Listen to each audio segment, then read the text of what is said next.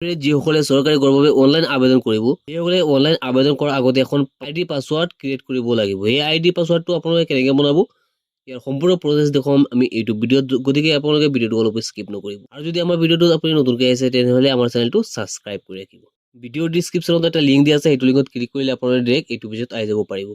ইয়াতে আছে user login, যদি আপোনাৰ আগতে লগইন কৰা আছে, ৰেজিষ্টাৰ কৰা আছে তেনেহ'লে ইয়াত আপোনালোকে মোবাইল নম্বৰ পাছৱৰ্ড দি আপোনালোকে চিকিউৰিটি কোডটো বহুৱাই লগইন কৰি ল'ব পাৰিব। যদি আগতে কৰা নাই আপুনি নতুনকৈ বনাব একেবাৰে তলত আপোনালোকে পাব ক্লিক হিয়াৰ টু চাইন আপ, এই অপশ্যনটোত আপোনালোকে ক্লিক কৰিব লাগিব। ইয়াত ক্লিক কৰাৰ লগে লগে এইটো পিছত আহিব, ইয়াত আপোনালোকে পাব আপোনাৰ নামটো শুদ্ধকৈ লিখিব, তাৰপিছত জেণ্ডাৰ আছে মেল ফিমেল যিটো হয় সেইটো আপোনালোকে দি ল'ব, এড্ৰেছটো দিব, চাব লোকেলিটিটো দিব, তাৰপিছত আপুনি ষ্টেটটো দিব, কাউণ্ট্ৰিটো আপোনালোকে দি ল'ব, পিনক'ডটো যিটো হয় আপোনালোকে শুদ্ধ পিনক'ডটো দিব, ডিষ্ট্ৰিক্টটো দিব, মোবাইল নম্বৰটো আপোনালোকে দিব লাগিব, আৰু ইমেইল এড্ৰেছটো আপোনালোকে ইমেইল যিটো আছে ইমেইলটো আপোনালোকে দি ল'ব। ইয়াত তাৰ তলত দিয়া আছে RUNX ছাৰ্ভিচমেট, আপুনি যদি কিবা ছাৰ্ভিচ কৰে তেনেহ'লে ইয়েছ দিব, অন্যথা আপুনি ন' অপশ্যনত ৰাইট চিন কৰি দিব। তাত দিয়া আছে চিকিউৰিটি কোড, ইয়াত আপোনালোকে কেপচা কোডটো যেনেকৈ আছে ঠিক তেনেকৈ আপোনালোকে কেপচা কোডটো ইয়াত বহুৱাই ছাবমিট অপশ্যনত অ'কে কৰি দিব। ইয়াত অ'কে কৰাৰ লগে লগে আপোনালোকৰ এই ইমেইলত এটা মেছেজ আহিব, এই মেছেজটো আপোনালোকে অ'পেন কৰিব লাগিব।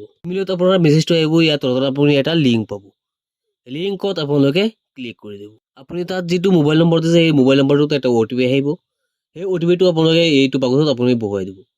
বহুৱাই দিয়াৰ পিছত আপোনালোকে এটা তলত কেপচা কোড পাব, এই কেপচা কোডটো ইয়াত দি দিব, চিকিউৰিটি কোডত দিয়ে আপুনি আকৌ ছাবমিট অপশ্যনত অ'কে কৰি দিব।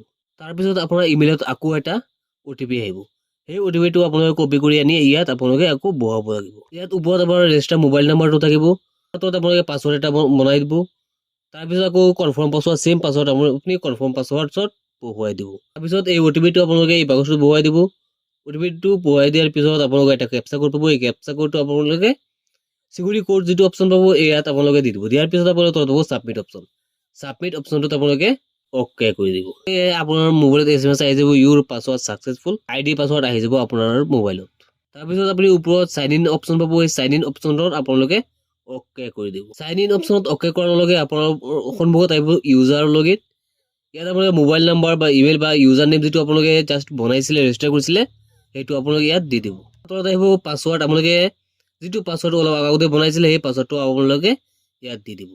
তলত আছে চিকিউৰিটি কোড, চিকিউৰিটি কোডৰ তলত আপোনালোকে এটা কেপচা কোড পাব, এই কেপচা কোডটো আপোনালোকে চিকিউৰিটি কোড অপশ্যনত আপোনালোকে বহুৱাই পিনে লগইন অপশ্যনত অ'কে কৰি দিব। এতিয়া আপুনি চৰকাৰী কৰৰ বাবে এপ্লাই কৰাৰ বাবে যিটো পৰ্টেল আছে সেই পৰ্টেলত আপুনি লগইন হৈ গৈছে। এই ভিডিঅ'ত আমি দেখুৱাম আপোনালোকে কেনেকৈ এপ্লাই কৰিব চৰকাৰী কৰৰ বাবে, সেইটো প্ৰচেছ আমি দেখুৱাম নেক্সট ভিডিঅ'ত। গতিকে আজিৰ ভিডিঅ'টো এইখিনি আছিলে, লগ হ'ব নেক্সট ভিডিঅ'।